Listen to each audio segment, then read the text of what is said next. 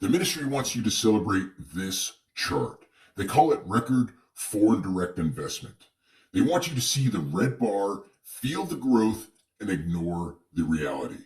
It's a classic announcement trap. They're selling you the transaction, but I'm here to audit the transformation. Look at the ledger. Record FDI doesn't mean they're building more. It means we're selling more.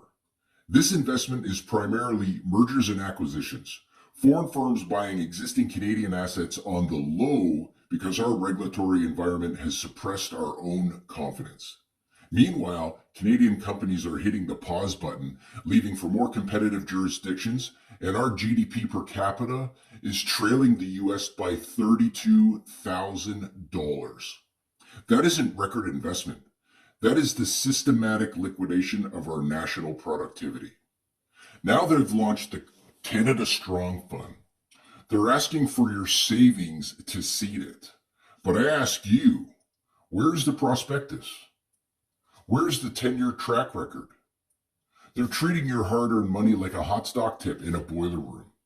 If this was a professional investment, you'd demand an audit. Since it's a political one, they're betting you won't. Demand the prospectus. Demand the audit. And remember, a government is not a mutual fund or a joint venture product.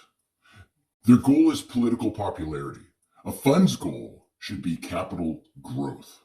Don't subsidize their risk.